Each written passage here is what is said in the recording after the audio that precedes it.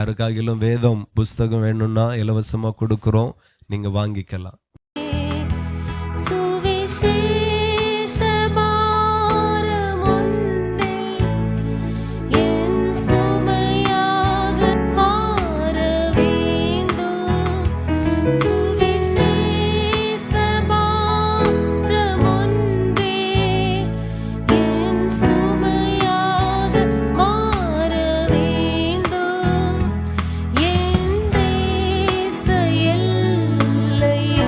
இயேசு கிறிஸ்துவின் நாமத்தில் இந்த பகுதியில் குடியிருக்கிற ஒவ்வொரு குடும்பத்தையும் ஏசப்பாவின் நாமத்தில் நாங்கள் வாழ்த்துகிறோம்.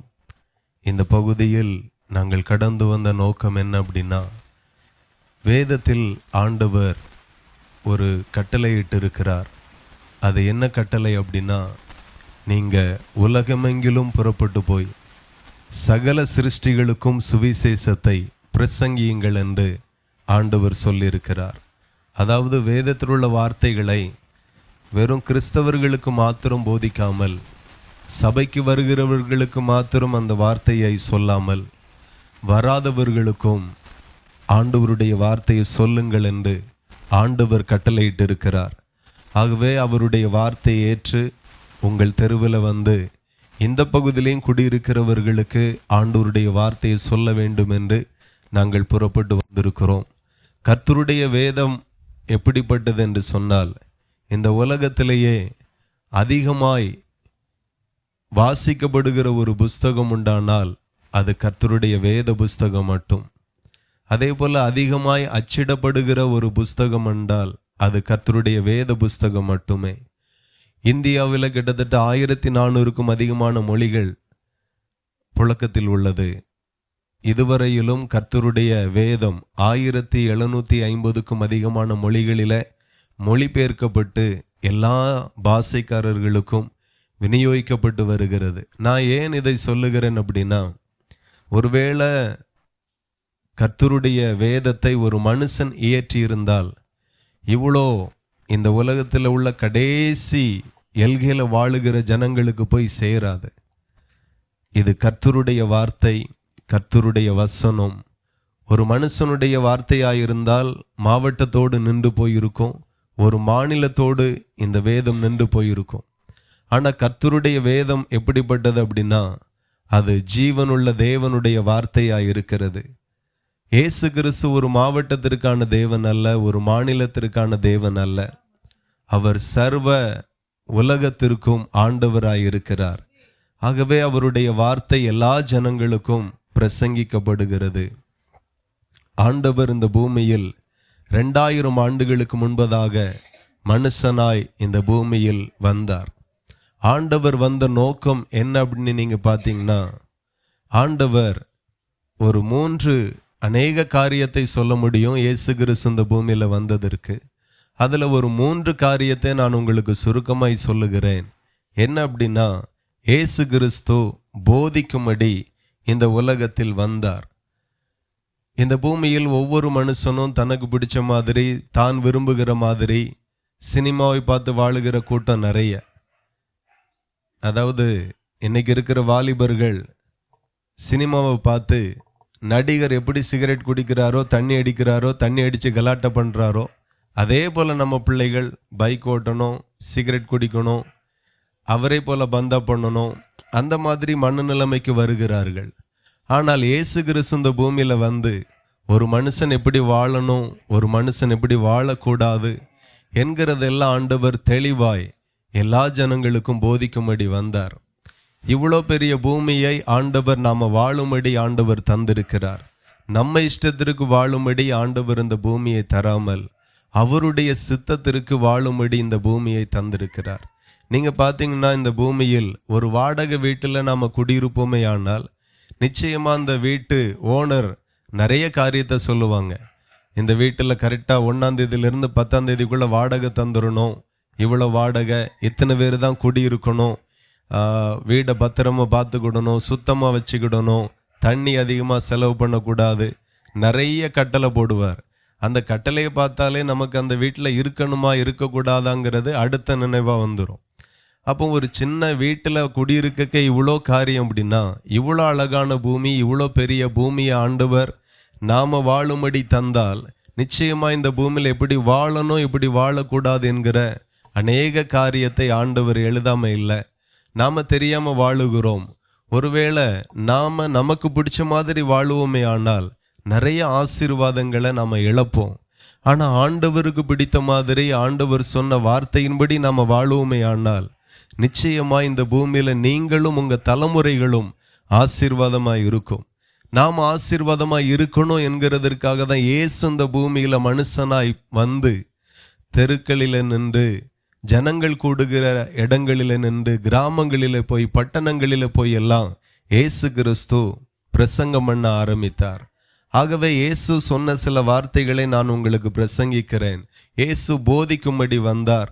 ரெண்டாவது, இயேசு கிறிஸ்து சுகமாக்கும்படி வந்தார். இப்படி ஒரு 2 காரியத்தை நான் உங்களுக்கு சொல்லி என்னுடைய வார்த்தையை அடுத்த ஒரு 10 நிமிஷத்துல நான் முடிக்க விரும்புகிறேன். நீங்க கவனித்தால் இயேசு கிறிஸ்து என்ன பிரசங்கம் பண்ணினார், நிறைய பேசினார். அதுல 1-2 வார்த்தை நான் உங்களுக்கு சொல்லுகிறேன். ஆண்டவர் சொன்னார், தீமையோடு எதிர்த்து நிற்க வேண்டாம் என்று ஆண்டவர் சொல்லியிருக்கிறார். இன்னைக்கு நிறைய பேர் நாங்க வம்பு சண்டைக்கு போக மாட்டோம், அதே டைம் வந்த சண்டையும் விட மாட்டோம், அவனா நானானி பார்த்துருவோம், இப்படி வாழுகிறவர்கள் உண்டு. ஆனா ஆண்டவர் சொல்லுகிறார், தீமையோடு நீ எதிர்த்து நிற்காத, அது உனக்கு ஆசீர்வாதமா இருக்காது. ஒருவன் ஒரு கன்னத்தில் அறைந்தால் மறு கன்னத்தையும் திருப்பி கொடு. இப்படிதான் ஆண்டவர் மனுஷனுக்கு கட்டளையிட்டு இருக்கிறார், மனுஷனுக்கு சொல்லி கொடுத்திருக்கிறார். ஆனா சின்ன வயசுல இருந்தே சில குடும்பம், சில பெற்றோர் அறியாமையினால தன்னுடைய பிள்ளைகளை வீர தீரமாய் வளர்க்கணும் அப்படிலாம் நினைச்சிட்டு என்ன பண்றாங்கன்னா, ஸ்கூல்ல எவனாகிலும் அடிச்சா அடி கொடுத்துட்டு வரணும், நீ அடி வாங்கிட்டு வரக்கூடாது. ஆமா, அதுதான் தாய் தகப்பனுக்கு ஒரு பெருமை மாதிரி. பிள்ளைகளுக்கு அதெல்லாம் சொல்லி கொடுத்து தான் அனுப்புகிறோம். அதே போல பிள்ளைகள் பார்த்தீங்கன்னா, ஒருத்தன் 1 சொன்னா இவன் 2 சொல்லாம வரமாட்டான். ஒருத்தன் 1 அடி அடிச்சா இவன் 2 அடி அடிக்காம வரவே மாட்டான். இது பெற்றோர்கள் பிள்ளைகளுக்கு சொல்லி கொடுக்கிறது. ஆனா அதுல எந்த ஆசீர்வாதமும் இல்லை என்கிறதை எல்லாரும் புரிந்து கொள்ளணும். இந்த வானத்தையும் பூமியும் படைத்த ஆண்டவர் என்ன சொன்னார் என்கிறது நிறைய பேருக்கு தெரியாது. நம்ம நிறைய வேதத்தை வாசிக்காமல் இருக்கிறதுனால நமக்கு என்ன தோணுதோ, நாம எந்த சினிமாவை பார்க்குறோமோ அது மாதிரியே இதுதான் வாழ்க்கை, இப்படிதான் வாழணும் போல அப்படின்னே நினைச்சு நாம வாழ்ந்து கொண்டு இருக்கிறோம். ஆனா இயேசு கிறிஸ்து சொல்லுகிறார், தீமையோடு எதிர்த்து நிற்க வேண்டாம். ஒருவன் உன்னை வலது கன்னத்தில் அறைந்தால் அவனுக்கு மறு கன்னத்தையும் திருப்பி கொடு என்று சொல்லி ஆண்டவர் சொல்லியிருக்கிறார். ஆகவே அடிக்கிறதை காட்டிலும் தாழ்மையாய் போருகிறது நல்லது. ஒரு மனுஷன் திட்டுனா கூட நம்ம பொறுமையாய் சகித்து வாழுகிறது நல்லது. ஆகவே இந்த மாதிரியான நல்ல வார்த்தையை ஆண்டவர் வேதத்துல மனிதர்களுக்கு எழுதி கொடுத்தார். ஆகவே ஒவ்வொரு பேரும் புரிந்து கொள்ளணும், இந்த பூமியில ஒரு மனுஷன் எப்படி வாழணும், எப்படி வாழக்கூடாது என்று சொல்லி ஆண்டவர் சொல்லி இருக்கிறார். அதே போல பார்த்தீங்கன்னா இயேசு சொல்லுகிறார், சாந்த குணமுள்ளவர்கள் பாக்கியவான்கள், அவர்கள் பூமியை சுதந்தரித்து கொள்ளுவார்கள். எல்லாருக்கும் ஒரு ஆசை, நான் நல்லா இருக்கணும், என் பிள்ளைகள் நல்லா இருக்கணும், என் பேர பிள்ளைகள் நல்லா இருக்கணும். எப்படி நல்லா இருக்க முடியும் அப்படின்னா, நிறைய பேர் நினைக்கிறாங்க நல்லா படிச்சிருக்கணும், அதுக்கு நல்ல வேலை இருக்கணும், பாட்டை முப்பாட்டம் சொத்து நம்மளுக்கு நிறைய இருக்கணும், வெளிநாட்டு வேலை வாய்ப்பு இருக்கணும், இப்படி தான் நல்லா சம்பாதிக்கலாம், நல்லா இருக்கலாம் அப்படின்னு நினைக்கிறோம். ஆனால் அது அல்ல. இயேசு கிறிஸ்து இந்த பூமியில் வந்து பிரசங்கம் பண்ணினார், சாந்த குணமுள்ளவர்கள் தான் பாக்கியவான். ஒரு மனுஷன் எப்படி ஆசீர்வாதமாக இருக்க முடியும், பாக்கியவானாக இருக்க முடியும் அப்படின்னா சாந்த குணமாக இருக்கணும். இன்னைக்கு பெரியவர்கள் 1 சொன்னா சின்னவங்க 10 சொன்னாதான் நிம்மதி. அன்னைக்கு ராதபுரத்தில் ஒரு வயசானவர் பைக்கில் வரும்போது குறுக்க வந்துட்டார். 2 வாலிப பிள்ளைங்க, பையன்மாரு. அவரு பார்த்து வரக்கூடாதா அப்படின்னு தான் சொன்னார். தப்பு யாரு மேலும் கரெக்டாக தெரியல. இவன் சொல்றான், மரியாதையா போயிரு, க்ளோஸ் பண்ணிடுவேன் உன்னை அப்படிங்கிறான். எனக்கு இத்தனைக்கும் நல்லா படித்த பையன் மாதிரி தான் தெரியுது. ஆனால் அவன் நினைக்கிறான், இப்படி தான் வாழணும், இப்படி தான் பேசணும், வயசுக்கு ஒரு மதிப்பு இல்லை, பெரியவர்களுக்கு ஒரு மதிப்பு இல்லை, தெருவிலேயே இவன் இப்படி பேசுவான்னா வீட்டில் இப்படியெல்லாம் பேசுவான். இன்னைக்கு நிறைய பிள்ளைகள் பெற்றோரையே மாடு பன்னி நாயை போட்டி வாட்டி எல்லாம் சொல்ல படிச்சுக்கிட்டாங்க. மதிக்க தெரியல, கனம் பண்ண தெரியல. ஆனா ஆண்டவர் சொல்லி கொடுக்கிறார், சாந்த குணமுள்ளவர்கள் பாக்கியவான்கள், அவர்களால தான் பூமியை சுதந்தரிக்க முடியும். இந்த பூமியில நீங்க நல்லா இருக்கணும், உங்க பிள்ளைகள் நல்லா இருக்கணும் அப்படின்னா சாந்த குணத்தை காத்துக்கொள்ளணும். யார் என்ன சொன்னாலும் சாந்தமா இருக்கணும். சில நேரங்களில் நம்ம வெளியே சாந்தமா இருப்போம், வீட்டுக்குள்ள அப்படியே சிங்க மாதிரி மாறிடுவோம். மாமியார் ஒன்று சொல்லட்டும், மருமகள் 10 சொன்னாதான் நிம்மதி. இவா சொல்லி நான் கேட்க அந்த மாதிரி எல்லாம் மாறிடுவோம். வெளியும் சாந்தமா இருக்கணும். சாந்த குணம் அப்படின்னா எல்லாரிடத்துலையும் சாந்த குணம். சில ஆட்கள் வீட்டில் சாந்தமா இருப்பாங்க, வெளியே சிங்கமா மாறிடுவாங்க. சில ஆட்கள் வெளியே சாந்தமா இருப்பாங்க, வீட்டுக்குள்ள சிங்கமா மாறிடுவாங்க. எப்பவுமே ஒரே மாதிரி இருக்கணும், பச்சோந்தி போல மாறக்கூடாது. அது ரொம்ப முக்கியம். ஆகிய நல்லா புரிஞ்சுக்கங்க, ஆண்டவர் இந்த மாதிரி நல்ல வார்த்தைகளை சொல்லதான் இந்த பூமியில் வந்தார். ரெண்டாவது எதற்காக வந்தார் அப்படின்னு நீங்க பார்த்தீங்கன்னா, இயேசு கிறிஸ்து அற்புதங்களை செய்யும்படி வந்தார். இந்த பூமியில நோய்வாய்ப்பட்ட ஜனங்களை சுகமாக்கும்படி இயேசு கிறிஸ்து வந்தார். இயேசு கிறிஸ்துவை குறித்து வேதம் சொல்லுகிறது, அவர் செய்த அற்புதங்களை ஒரு புஸ்தகம் போட்டு எழுதி வைக்க போனா இந்த உலகம் கொள்ளாது. அவ்வளோ அற்புதத்தை இயேசு இந்த பூமியில செய்தாரா. அவ்வளோ அற்புதங்களை ஆண்டவர் செய்திருக்கிறார். இன்றைக்கும் அவருடைய நாமத்தினால அற்புதங்கள் நடந்து கொண்டிருக்கிறது. நான் ஏன் இந்த தெருவில் நின்று இயேசு இயேசு என்று பிரசங்கிக்கிறேன் அப்படின்னா, ஒரு நாட்களில் இயேசுன்னா யாருன்னு தெரியாது, வேதன்னா என்னதுன்னே தெரியாது. அப்படிதான் நாங்கள் ஆண்டவரை அறியாமல் வாழ்ந்து கொண்டிருந்தோம். ஏகப்பட்ட வேதனை, சேவனையினால படாத பாடு. இன்னைக்கு எல்லா கிராமங்களையும் நம்ம பார்க்கிறோம், நிறைய பேர் சேவனையினால பாதிக்கப்பட்டு இருக்கிறாங்க. அநேகருடைய குடும்பத்தில் சேவனைகள் இருக்கிறது. அதே போல தான் நாங்கள் அந்த சேவனையினால, மாந்திரிகத்தினால பாதிக்கப்பட்டோம், ரொம்ப கஷ்டப்பட்டோம். அப்போ பெரியவர்கள் சொன்ன எல்லா பரிகாரமும் எல்லா இடங்களுக்கும் போய் பார்த்தோம். சில இடங்களில் எந்த இடத்துலையும் இருந்து எங்களுக்கு ஒரு ஆறுதல், சுகம் வரல. திடீர்னா எங்கள் தாய் தகப்பன் சீரியஸ் ஆகிடுவாங்க, ரொம்ப சோமலாமல் ஆயிடுவாங்க. கால் வீங்கிறோம், கை வீங்கிறோம், முகம் வீங்கிறோம். என்னன்னு பார்த்தா மெடிக்கல் சொல்லும் ஒன்றும் இல்லை, எல்லாம் நார்மல் அப்படின்னு ரிப்போர்ட் சொல்லும். அப்போ எல்லாம் நார்மலாக இருந்தால் ஏன் வயிறு வலிக்கு, ஏன் வயிறு வீங்குதுன்னு யாராலையும் கண்டுபிடிக்க முடியலை. ஒரு காலகட்டம் வந்தது, ஜெபம் பண்ணியாவது பார்ப்போம், சபைக்கு போய் ஆகிலும் பார்ப்போம் அப்படின்னு சொல்லி போனோம். அப்போ சபையில் இருக்கிற பாஸ்டர்மார் வந்து ஜெபித்தாங்க. எங்கள் வீட்டில் ஒரு 15 நிமிஷம் ஜெபித்திருப்பாங்க. அன்னைக்கு இரவு என்னுடைய பெற்றோருக்கு ஒரு சொப்பனம் வந்தது. வீடுகளில் குடியிருக்கிற ஒரு கருத்த உருவம், ஒரு பயங்கரமான தோற்றம், அது தன்னுடைய மூட்டை முடிச்செல்லாம் எடுத்து ரோட்டுக்கு அந்த பக்கம் போய் நிற்குது. ஒரு ஆள் கேட்குறாரு, இத்தனை வருஷமா இந்த குடும்பத்தில் தானே இருந்த, என்ன காலி பண்ணிட்ட அப்படின்னு கேட்கும்போது அது சொல்லுது, நேத்திலிருந்து அந்த வீட்டில் ஒரு அக்கினி எரியுது, என்னால் இருக்க முடியல, இனி நான் அங்கே இருக்க மாட்டேன், நான் போகிறேன் அப்படின்னு சொல்லி ஒரு கருத்த உருவம் போகிறத என்னுடைய தகப்பனார் பார்த்தார். அதை பார்க்கும்போது அவர்களுக்கு ஒரு நம்பிக்கை உண்டாயிற்று.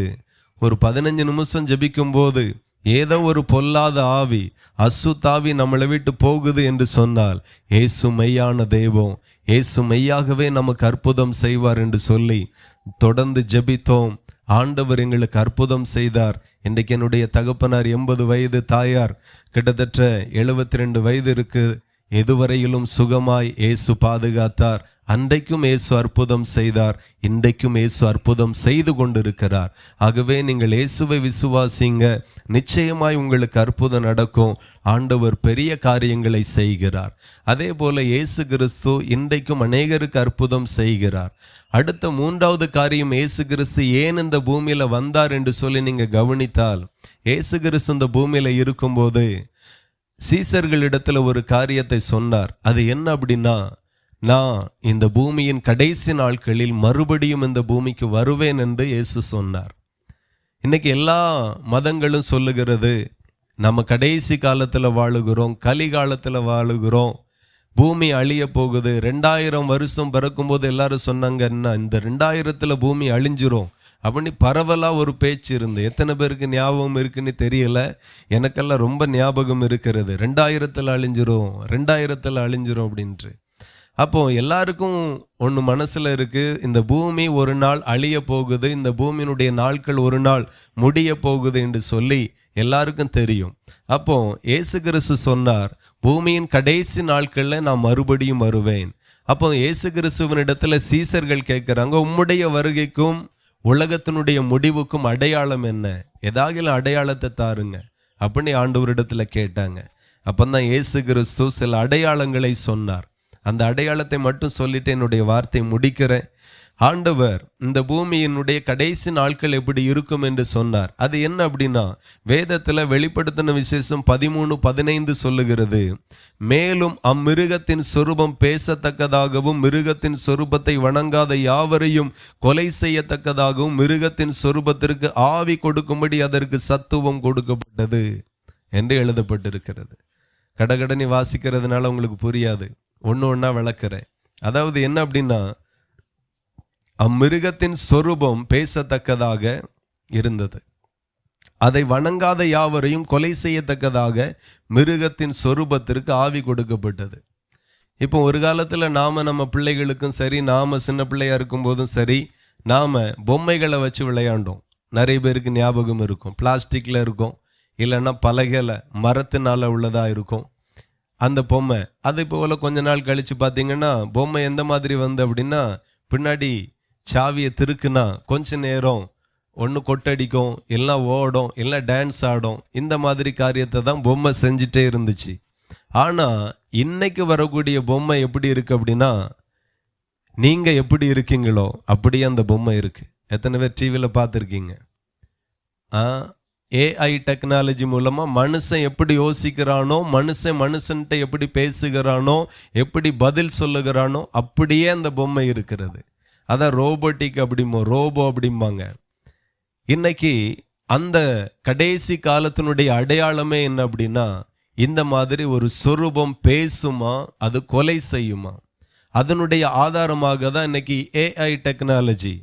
மனுஷன் இந்த பூமியில மனுஷன் ஆளுகை செய்கிறான்னா குரங்கு ஆளுகை செய்கிறான்னு கேட்டா நமக்கு எல்லாருக்கும் தெரியும். மனுஷன் தான் ஆளுகை செய்கிறான். ஏன் ஆளுகை செய்கிறான் அப்படின்னா, மிருகத்தை விட மனுஷனுக்கு ஒரு அறிவு ஜாஸ்தி. அதனால நாம மிருகத்தை, பூமியை ஆளுகை செய்கிறோம். ஆனா இப்போ மனுஷனுக்கு நிகராக ஒரு ரோபோவுக்கு, ஒரு மிஷினுக்கு அறிவை மனுஷன் கொடுக்கிறான். அதுக்கு சத்துவம் கொடுக்கப்பட்டது என்று சொல்லப்படுகிறது. மனுஷனை போல பேசிய, மனுஷனை போல செயல்பட, மனுஷனை போல சிந்திக்க, மனுஷனை போல பதில் சொல்ல, இந்த மாதிரியான ஒரு கண்டுபிடிப்பு கடைசி நாட்களில் வரும் என்று சொல்லப்படுகிறது. நமக்கு சில நேரம் ஏஐ டெக்னாலஜி ஃபோனில் இருக்குன்னா ரொம்ப சந்தோஷப்படுறோம், டிவியில் இருக்குன்னா சந்தோஷப்படுறோம். இனி பாருங்க, வாஷிங் மிஷினில் கூட வந்துடும் ஏஐ டெக்னாலஜி, மிக்சியில் கூட வந்துடும், எல்லா இடத்துலையும் வந்துடும். அதே போல் ஒரு பொம்மை மாதிரி இருக்கும், ஒரு மனுஷனை போல பேசும். இப்போ பார்த்தீங்கன்னா கிட்டத்தட்ட சவுதி அரேபியா தேசத்தில் சோபியா என்கிற ஒரு ரோபோக்கு குடியுரிமையை கொடுத்து வச்சிருக்கிறாங்க. அதுகிட்ட ஒரு டைம் பேட்டி எடுக்கிறாங்க சேனல்காரங்க. நீங்கள் மனுஷனை கொல்லுவீங்களா அப்படின்னு கேட்டாங்க. மனுஷனை கொலை செய்வீங்களான்னு கேட்டாங்க. அது ரொம்ப சிம்பிளாக பதில் சொல்லிச்சு, அது அவங்கவுங்க நடந்துக்கிறத பொறுத்து. அதனுடைய அர்த்தம் என்னன்னா, மோன ஒழுங்கா இரு, இல்லைன்னா அவ்வளோதான் அப்படின்னு அதனுடைய பாஷையில் சொல்லுது. ஒரு பொம்மை கொலை செய்யுமா? ஒரு பொம்மைக்கு சத்துவம் கொடுக்கப்படுமா? இன்னைக்கு ஏஐ டெக்னாலஜி ஒரு பெரிய ஆபத்து என்று சொல்லி ஒரு பக்கத்தில் நிறைய பேர் சொல்லி கொண்டே இருக்கிறாங்க.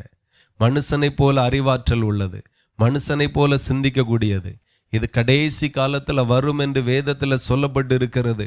இந்த வார்த்தையில் 2000 வருடங்களுக்கு முன்பதாக சொல்லப்பட்ட வார்த்தை. வேதம் எப்படிப்பட்டது அப்படின்னா, வேதத்தில் சொல்லப்பட்ட அநேக தீர்க்க தரிசனங்கள் நிறைவேறி இருக்கிறது, நிறைவேறி கொண்டிருக்கிறது, இனியும் நிறைவேற போகிறது. அப்படிப்பட்ட ஒரு மகிமையான வார்த்தை அடங்கின புஸ்தகம்தான் வேத புஸ்தகம். இனி காலம் செல்லாது. அது சொல்லுகிறது, என்னை தான் வணங்கணும். இப்போ எல்லாருக்கும் தெரியும், ஒன் வேர்ல்டு வரப்போகுது. ஒரே உலகம், ஒரே பாஷை, ஒரே மதம், ஒரே கரன்சினா பணம், ஒரே பணம், எல்லாமே ஒன்றா மாறப்போகிறது. அப்பொழுது இந்த ரோபோ இருந்து முழு உலகத்தையும் ஆளுகை செய்யும். அந்த காலகட்டங்கள் கொடூரமாய் இருக்கும்.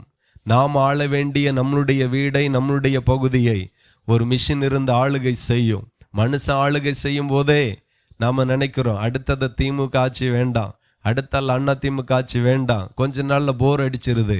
நம்ம ஆளு இருந்து ஆளுகை செய்யும் போதே நமக்கு கஷ்டமா இருக்கு. இதே இடத்துல ஒரு மிருகம் ஆளுகை செய்யுமாயானால் எவ்வளோ கொடூரமாக இருக்கும். அப்போ கடைசி காலம் இப்படியெல்லாம் இருக்கும் என்று ஆண்டவர் வேதத்தில் எழுதி வைத்திருக்கிறார். இப்போ நினைக்கலாம், பூமி அழிஞ்சா என்ன, இயேசு கிறிஸ்து வந்தா என்ன, யார் ஆண்டா எனக்கு என்ன அப்படின்னு நினைக்கலாம். நான் சொல்லி முடிக்கிறேன். இயேசு கிறிஸ்துவனுடைய வருகைக்கும் இந்த பூமியினுடைய முடிவுக்கும் உங்களுக்கும் எனக்கும் சம்பந்தம் உண்டு. என்ன அப்படின்னா, இயேசு கிறிஸ்து வரும்போது என்ன நடக்கும் அப்படின்னா, ஒரு மனுஷன் வேத வசனத்தின்படி இந்த பூமியில வாழ்ந்து ஒருவேளை மரித்திருப்பான், ஆனால் அவனுடைய ஆத்துமாவை இயேசு கிறிஸ்துனுடைய வருகையில உயிர்ப்பிக்கப்பட்டு இயேசுவோடு சேர்க்கப்பட்டு பரலோகத்திற்கு கொண்டு போகப்படுவார். ஒருவேளை இயேசு கிறிஸ்து வரும்போது ஒரு மனுஷன் வேதத்தை வாசித்து அதன்படி நடந்து அந்த வார்த்தைகளை கைக்கொண்டு வாழ்ந்து உயிரோடு இருந்தால் ஒரு நொடி பொழுதுல அந்த மனுஷன் மறுரூபமாக்கப்பட்டு இயேசுவோடு சேர்க்கப்பட்டு பரலோகத்திற்கு எடுத்துக்கொள்ளப்படுவார். இதுதான் இந்த கடைசி காலத்தில் நடக்கும். பரலோகத்துக்கு எப்படி போகலாம் அப்படின்னா, இயேசு கிறிஸ்து இல்லாம பரலோகத்துக்கு போக முடியாது. இயேசு கிறிஸ்து மூலமாக தான் பரலோகத்துக்கு போக முடியும். பரலோகத்துக்கு போகணும் அப்படின்னா இயேசு மெய்யான தேவன் என்று நம்ம விசுவாசிக்கணும். சபை கொடுக்கிற ஞான ஸ்நானம் எதற்கு அப்படின்னா, மதமாற்றத்திற்காக அல்ல. நான் இதுவரையிலும் செய்த பாவத்தை தெய்வமே எனக்கு மன்னிங்க அப்படின்னு சொல்லி ஞான ஸ்நானம் எடுத்து அதுக்கு பிறகு பாவம் செய்யக்கூடாது. வேதத்தில் எழுதப்பட்டிருக்கிறது, பாவத்தை மறைக்கிறவன் வாழ்வடைய மாட்டான், அவைகளை அறிக்கை செய்து விட்டு விடுகிறவன் இரக்கம் பெறுவான் என்று சொல்லப்பட்டிருக்கிறது. நாம பாவத்தை பாவ மன்னிப்புக்காக தான் ஞான ஸ்நானம் பெறுகிறோம். அப்படி இயேசு கிறிஸ்துனுடைய வருகையில போகணும், ஞான ஸ்நானம் எடுத்திருக்கணும். அதே போல பரிசுத்த ஆவியின் அபிஷேகத்தை பெற்றுக்கொள்ளணும். பரிசுத்த ஆவியின் அபிஷேகம்னா என்ன அப்படின்னா, இயேசு கிறிஸ்துவினுடைய ஆவியானவர். ஒரு மனுஷன் மரிக்கும் போது கிராமத்துல சொல்றாங்க, அவனுக்கு பேய் பிடிச்சிருக்கு அப்படின்னு. ஒரு மனுஷனுடைய ஆவி பிடிக்குது. அதே போல சபையில வரக்கூடிய எல்லா ஜனங்களுக்கும் ஆண்டவர் அவருடைய ஆவியை தருகிறார். ஒரு மனுஷனுக்குள் தேவனுடைய ஆவி இருக்குமே ஆனால் என்ன நடக்கும் அப்படின்னா, எவ்வளோ சேவனை வைத்தாலும் மந்திரவாதம் பண்ணினாலும் ஏவுதல் பண்ணினாலும் அந்த மனுஷன் அணுகாது, பலிக்காது. அவ்வளோ வல்லமை உடையவர் தான் தேவனுடைய ஆவியானவர். ஒரு காலத்தில் நான் வாலிபனாக இருக்கும்போது இந்த பரிசுத்த ஆவியை தெரியாது, இயேசுவை தெரியாது.